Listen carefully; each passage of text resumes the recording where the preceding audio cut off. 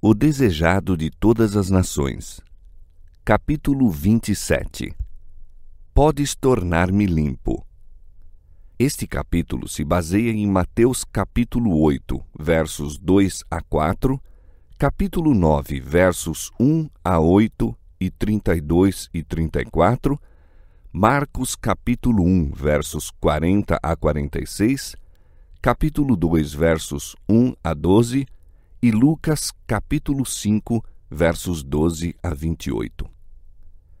De todas as doenças conhecidas no Oriente, era a lepra a mais temida.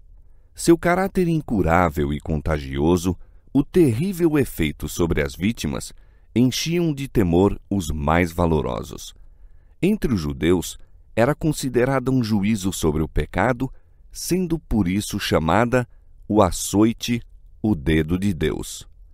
Profundamente arraigada, inextirpável, mortal, era tida como símbolo do pecado. A lei ritual declarava imundo o leproso. Como pessoa já morta, era excluído das habitações dos homens. Tudo que tocava ficava imundo. O ar era poluído por seu hálito. Uma pessoa suspeita dessa moléstia devia se apresentar aos sacerdotes, que tinham de examinar e decidir o caso. Sendo declarado leproso, era separado da família, isolado da congregação de Israel e condenado a conviver unicamente com os aflitos de idêntico mal. A lei era inflexível em suas exigências. Os próprios reis e principais não estavam isentos. Um monarca atacado dessa terrível moléstia tinha de renunciar ao cetro e fugir da sociedade. Separado de amigos e parentes, devia o leproso sofrer a maldição de sua enfermidade. Era obrigado a publicar a própria desgraça, a rasgar os vestidos, a fazer soar o alarme, advertindo todos para fugirem de sua contaminadora presença. O grito "Impuro! Impuro!", soltado em lamentosos tons pelo pobre exilado, era um sinal ouvido com temor e aversão. Na região do ministério de Cristo, havia muitos desses sofredores, e as novas de sua obra chegaram até eles, suscitando um lampejo de esperança. Mas desde os dias do profeta Eliseu, nunca se ouvira falar de coisa tal como a cura de uma pessoa atacada dessa moléstia. Não ousavam esperar que Jesus fizesse em seu benefício aquilo que nunca realizara por homem algum. Houve, entretanto, alguém em cujo coração a fé começou a brotar, mas não sabia como se aproximar de Jesus. Excluído como estava do contato dos semelhantes, como se haveria de apresentar ao médico? E cogitou se Cristo o curaria a ele. Deter-se-ia para atender a uma pessoa que se julgava estar sofrendo sob o juízo de Deus?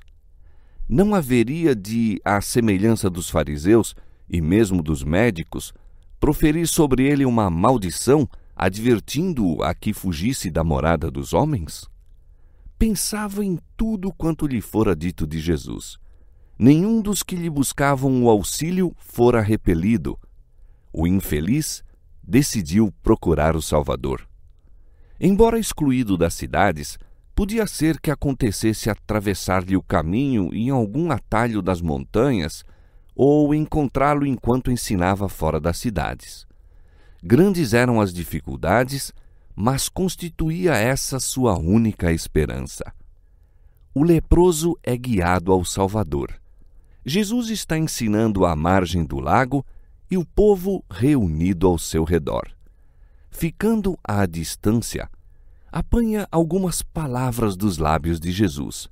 Observa-o a colocar as mãos sobre os enfermos. Vê o coxo, o cego, o paralítico e os que estavam a perecer de várias moléstias erguerem-se com saúde, louvando a Deus por seu livramento. A fé se lhe avigora no coração. Aproxima-se mais e mais ainda da multidão reunida. As restrições que lhe são impostas, a segurança do povo e o temor com que todos o olhavam, tudo foi esquecido. Pensa tão somente na bendita esperança da cura. Esse doente oferece um repugnante espetáculo. A moléstia fizera terríveis incursões e é horrível ver-se-lhe o corpo em decomposição. Ao avistá-lo, o povo recua apavorado. Comprimem-se uns contra os outros a fim de escapar-lhe ao contato. Alguns tentam impedi-lo de se aproximar de Jesus, mas em vão. Ele não os vê nem os ouve. Suas expressões de repugnância não o atingem. Vê unicamente o Filho de Deus. Não escuta senão a voz que comunica a vida ao moribundo. Avançando para Jesus, atira-se-lhe aos pés com o grito: Senhor, se quiseres, podes tornar-me limpo. Jesus replicou: Quero, sê limpo. E pôs-lhe a mão em cima. Operou-se imediatamente uma transformação no leproso. Sua carne tornou-se sã, os nervos sensíveis, firmes os músculos. A aspereza e escamosidade peculiares à lepra desapareceram, sendo substituídas por suave colorido, como o da pele de uma saudável criança. Jesus recomendou ao homem que não divulgasse a obra que realizara, mas fosse imediatamente apresentar-se com uma oferta no templo. Essa oferta não podia ser aceita enquanto os sacerdotes não examinassem o homem, declarando-o inteiramente livre da moléstia. Embora de má vontade para realizar esse serviço, não se podiam eximir ao exame e decisão do caso. As palavras da Escritura mostram com que força Cristo advertiu o homem quanto à necessidade de silêncio e ação pronta, e advertindo-o severamente, logo o despediu, e disse-lhe: Olha, não digas nada a ninguém, porém vai, mostra-te ao sacerdote e oferece pela tua purificação o que Moisés determinou para lhe servir de testemunho. Houvessem os sacerdotes sabido os fatos concernentes à cura do leproso, e seu ódio para com Cristo os teria levado a dar sentença desonesta. Jesus queria que o homem se apresentasse no templo antes que qualquer rumor acerca do milagre chegasse aos ouvidos deles. Assim se poderia obter uma decisão imparcial, sendo ao leproso purificado permitido mais uma vez unir-se com a família e os amigos. Tinha Cristo ainda outros intuitos ao recomendar silêncio ao homem. O Salvador sabia que seus inimigos estavam sempre buscando limitar-lhe a obra e desviar dele o povo. Sabia que, se a cura do leproso fosse propalada, outras vítimas dessa terrível doença haviam de aglomerar-se em volta dele e então ergueriam o brado de que o povo se contaminaria pelo contato com elas. Muitos dos leprosos não empregariam o dom da saúde de modo a torná-la uma bênção para si mesmos e para outros, e atraindo a si os leprosos, acusá-lo-iam de estar violando as restrições da lei ritual, e assim seria prejudicada sua obra quanto à pregação do Evangelho. O acontecimento justificava a advertência de Cristo. Uma multidão de gente presenciara a cura do leproso e estavam ansiosos de ouvir a decisão dos sacerdotes. Quando o homem voltou para os amigos, grande foi o excitamento. Não obstante a precaução de Jesus, o homem não fez esforço nenhum para ocultar a cura. Na verdade, impossível teria sido escondê-la, mas o leproso divulgou-a. Imaginando que era somente a modéstia de Jesus que ditara essa restrição, saiu proclamando o poder desse grande restaurador. Não compreendia que toda manifestação dessa espécie tornava os sacerdotes e anciãos mais decididos a eliminar a Jesus. o homem restaurado sentia ser deveras preciosa a graça da saúde. Regozijou-se no vigor da varonilidade e no ser restituído à família e à sociedade, e julgava ser impossível abster-se de dar glória ao médico que o pusera são. Esse seu ato, porém, de divulgar o caso, deu em resultado prejuízo para a obra do Salvador. Fez com que o povo se aglomerasse em torno dele em tal multidão que foi forçado a interromper por algum tempo seus labores. Todo o ato do ministério de Cristo era de vasto alcance em seus desígnios. Envolvia mais do que o ato em si mesmo parecia encerrar. Foi o que se deu no caso do leproso. Ao passo que Jesus ministrava a todos quantos iam ter com ele, anelava beneficiar os que não iam. Ao mesmo tempo que atraía os gentios e os samaritanos, almejava chegar aos sacerdotes e aos mestres excluídos pelos preconceitos e tradições. Não deixou de tentar meio algum pelo qual pudessem ser alcançados. Ao enviar o leproso aos sacerdotes, proporcionou-lhes o testemunho calculado a desarmar-lhes os preconceitos. Haviam os fariseus declarado que os ensinos de Cristo eram contrários à lei dada por Deus mediante Moisés, mas suas instruções ao leproso purificado de apresentar uma oferta segundo a lei refutavam essa acusação. Era suficiente testemunho para todos quantos estivessem dispostos a convencer-se. Os dirigentes em Jerusalém tinham enviado espias a fim de procurar qualquer pretexto para matar a Cristo. Ele respondeu apresentando-lhes uma prova de seu amor pela humanidade, seu respeito pela lei e o poder que tinha de libertar do pecado e da morte. Assim lhes deu testemunho: deram-me mal pelo bem e ódio pelo meu amor. Aquele que deu no monte o preceito, amai os vossos inimigos, exemplificou ele próprio o princípio não tornando mal por mal ou injúria por injúria, antes, pelo contrário, bendizendo. Os mesmos sacerdotes que haviam condenado o leproso ao banimento atestaram-lhe a cura. Essa sentença, proferida e registrada publicamente, constituía firme testemunho em favor de Cristo.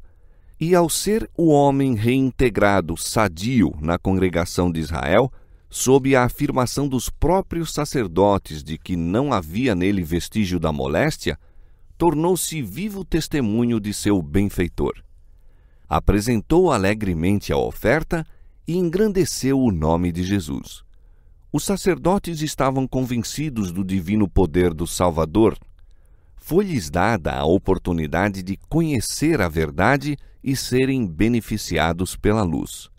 Rejeitada, ela passaria para nunca mais voltar. Muitos rejeitaram a luz. Ela não foi, todavia, dada em vão. Foram tocados muitos corações que, por algum tempo, não deram disso sinal. Durante a vida do Salvador, sua missão parecia despertar pouca correspondência de amor da parte dos sacerdotes e mestres. Depois de sua ascensão, porém, grande parte dos sacerdotes obedecia à fé.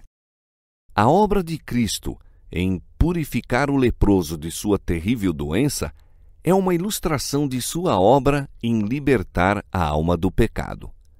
O homem que foi ter com Jesus estava cheio de lepra. O mortal veneno da moléstia penetrara-lhe todo o corpo. Os discípulos procuraram impedir o mestre de o tocar, pois aquele que tocava num leproso tornava-se, por sua vez, imundo. Pondo a mão sobre o doente, porém, Jesus não sofreu nenhuma contaminação. Seu contato comunicou poder vitalizante. Foi purificada a lepra. O mesmo se dá quanto à lepra do pecado, profundamente arraigada, mortal e impossível de ser purificada por poder humano. Toda a cabeça está enferma e todo o coração fraco. desde a planta do pé até a cabeça, não há nele coisa sã, senão feridas e inchaços e chagas podres. Mas Jesus, vindo habitar na humanidade, não recebe nenhuma contaminação. Sua presença tem virtude que cura o pecador. Quem quer que lhe caia de joelhos aos pés, dizendo com fé: Senhor, se quiseres, podes tornar-me limpo, ouvirá a resposta: quero ser limpo. Em alguns casos de cura, Jesus não concedeu imediatamente a bênção buscada. No caso da lepra, todavia, tão depressa foi feito o apelo, seguiu-se a promessa. Quando pedimos bênçãos terrestres, a resposta à nossa oração talvez seja retardada ou Deus nos dê outra coisa que não aquilo que pedimos. Não assim, porém, quando pedimos livramento do pecado. É sua vontade limpar-nos dele, tornar-nos seus filhos e habilitar-nos a viver uma vida santa. Cristo se deu a si mesmo por nossos pecados para nos livrar do presente século mau, segundo a vontade de Deus, nosso Pai. E esta é a confiança que temos nele, que se pedirmos alguma coisa segundo a sua vontade, ele nos ouve. E se sabemos que nos ouve em tudo o que pedimos, sabemos que alcançamos as petições que lhe fizemos. Se confessarmos os nossos pecados, ele é fiel e justo para nos perdoar os pecados e nos purificar de toda a injustiça. Na cura do paralítico de Cafarnaum, Cristo tornou a ensinar a mesma verdade.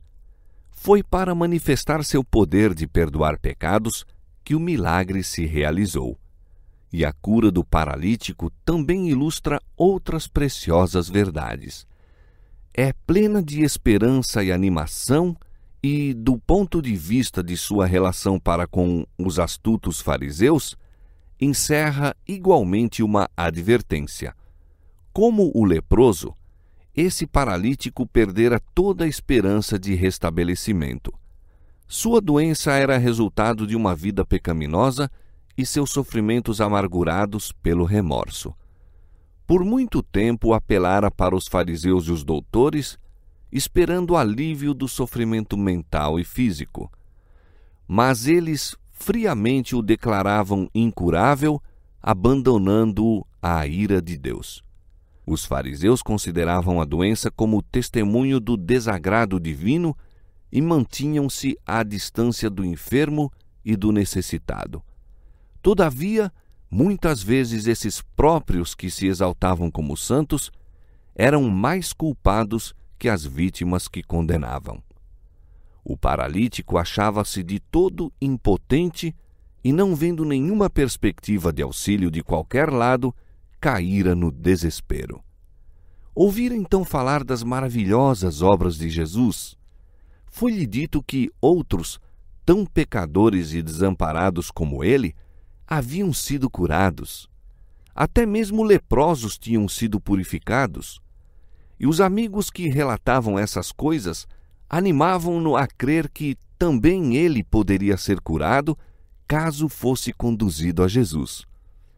Desfaleceu-se-lhe, no entanto, a esperança ao lembrar-se da maneira por que lhe sobreviera a enfermidade. Temeu que o imaculado médico não o tolerasse em sua presença. Não era, entretanto, o restabelecimento físico que desejava tanto, mas o alívio ao fardo do pecado. Se pudesse ver a Jesus e receber a certeza do perdão e a paz com o céu, estaria contente de viver ou morrer segundo a vontade de Deus. O grito do moribundo era: "Oh, se eu pudesse chegar à sua presença!" Não havia tempo a perder. Já sua consumida carne começava a mostrar indícios de decomposição. Rogou aos amigos que o conduzissem em seu leito a Jesus, o que empreenderam de boa vontade. Tão compacta, porém, era a multidão, que se apinhara dentro e nos arredores da casa em que se achava o Salvador, que impossível foi ao doente e aos amigos ir até ele, ou mesmo chegar-lhe ao alcance da voz. Jesus estava ensinando na casa de Pedro. Segundo seu costume, os discípulos sentaram-se-lhe bem próximo, em torno, e estavam ali assentados fariseus e doutores da lei, que tinham vindo de todas as aldeias da Galiléia e da Judéia e de Jerusalém.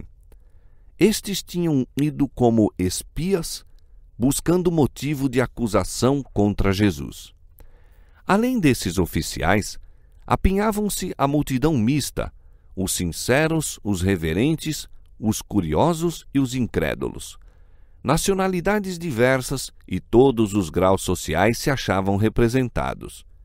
E a virtude do Senhor estava com ele para curar. O espírito de vida pairava por sobre a assembleia, mas fariseus e doutores não lhe discerniam a presença. Não experimentavam nenhum sentimento de necessidade e a cura não era para eles. Encheu de bens os famintos e despediu vazios os ricos. Repetidamente procuraram os condutores do paralítico abrir caminho por entre a multidão, mas debalde. O enfermo olhava em derredor de si com indizível angústia. Quando o tão ansiado socorro tão perto estava, como poderia renunciar à esperança? Por sugestão sua, os amigos o levaram ao telhado e, abrindo um buraco no teto, baixaram-no aos pés de Jesus. O discurso foi interrompido. O Salvador contemplou o doloroso semblante e viu os suplicantes olhos fixos nele. Compreendeu. Tinha atraído a si aquele perplexo e duvidoso espírito. Enquanto o paralítico ainda se achava em casa, o Salvador infundira-lhe convicção na consciência. Quando se arrependera de seus pecados e crera no poder de Jesus para o curar, as vitalizantes misericórdias do Salvador haviam começado a beneficiar-lhe o anelante coração. Jesus observara o primeiro lampejo de fé transformar-se em crença de que ele era o único auxílio do pecador e vira-o tornar-se mais e mais forte a cada novo esforço para chegar à sua presença. Agora, em palavras que soaram qual música aos ouvidos do enfermo, o Salvador disse: Filho, tem bom ânimo. Perdoados te são os teus pecados. O fardo de desespero cai da alma do doente. Repousa-lhe no espírito a paz do perdão, brilhando-lhe no semblante. O sofrimento físico desaparece e todo o seu ser é transformado. O impotente paralítico estava curado, perdoado o culpado pecador. A fé singela aceitou as palavras de Jesus como o favor de uma nova vida. Não insiste em nenhum outro pedido, mas queda em jubiloso silêncio, demasiado feliz para se exprimir em palavras. A luz do céu irradiava-lhe da fisionomia e o povo contemplava a cena com assombro. Os rabis haviam esperado ansiosamente a ver que faria Jesus com esse caso. Lembravam-se de como o homem apelara para eles em busca de auxílio e lhe tinham recusado esperança ou simpatia. Não satisfeitos com isso, haviam declarado que ele estava sofrendo a maldição de Deus por causa de seus pecados. Tudo isso lhes acudiu novamente à lembrança ao verem o enfermo diante de si. Observaram o interesse com que todos contemplavam a cena e experimentaram terrível temor de perder a influência sobre o povo. Esses dignitários não trocaram palavras, mas olhando-se leram no rosto uns dos outros o mesmo pensamento de que alguma coisa se devia fazer para deter a onda dos sentimentos. Jesus declarara que os pecados do paralítico estavam perdoados. Os fariseus tomaram essas palavras como blasfêmia e conceberam a ideia de apresentá-las como pecado digno de morte. Disseram em seu coração: ele blasfema. Quem pode perdoar pecados senão só Deus? Fixando sobre eles o olhar, sob o qual se acovardaram e recuaram, disse Jesus: por que pensais mal em vossos corações? Pois qual é mais fácil dizer: perdoados te são os pecados, ou dizer: levanta-te e anda? Ora, para que saibais que o Filho do Homem tem na terra autoridade para perdoar pecados, disse então ao paralítico: levanta-te, toma a tua cama e vai para a tua casa. Então aquele que fora levado a Cristo num leito, pôs-se de pé num salto com a elasticidade e o vigor da juventude. A vitalizante seiva estua-lhe nas veias. Cada órgão de seu corpo rompe em súbita atividade. As cores da saúde sucedem ao pálor da morte próxima. E levantou-se e, tomando logo o leito, saiu em presença de todos, de sorte que todos se admiraram e glorificaram a Deus, dizendo: nunca tal vimos. Ó maravilhoso amor de Cristo, inclinando-se para curar o culpado e o aflito. A divindade compadecendo-se dos males da sofredora humanidade e suavizando-os. Ó maravilhoso poder assim manifestado aos olhos dos filhos dos homens! Quem pode duvidar da mensagem de salvação? Quem pode menosprezar as misericórdias de tão compassivo Redentor? Nada menos que poder criador era necessário para restituir a saúde àquele decadente corpo. A mesma voz que comunicou vida ao homem criado do pó da terra, transmitiu-a ao moribundo paralítico. E o mesmo poder que dera vida ao corpo, renovara-lhe o coração. Aquele que na criação falou e tudo se fez, mandou e logo tudo apareceu, comunicar a vida à alma morta em ofensas e pecados. A cura do corpo era um testemunho do poder que renovara o coração. Cristo pediu ao paralítico que se erguesse e andasse, para que saibais, disse ele, que o Filho do Homem tem na terra poder para perdoar pecados. O paralítico encontrou em Cristo cura tanto para o corpo como para a alma. A cura espiritual foi seguida da restauração física. Essa lição não devia ser desatendida. Existem hoje milhares de vítimas de sofrimentos físicos, os quais, como o paralítico, estão anelando a mensagem: perdoados estão os teus pecados. O fardo do pecado, com seu desassossego e insatisfeitos desejos, é o fundamento de suas doenças. Não podem encontrar alívio enquanto não forem ter com o médico da alma. A paz que unicamente ele pode dar, comunicaria vigor à mente e saúde ao corpo. Jesus veio para desfazer as obras do diabo. Nele estava a vida, e ele diz: eu vim para que tenham vida e a tenham com abundância. Jesus é espírito vivificante e possui ainda o mesmo poder vitalizante que tinha quando na terra curava o doente e assegurava o perdão ao pecador. Perdoa todas as tuas iniquidades, sara todas as tuas enfermidades.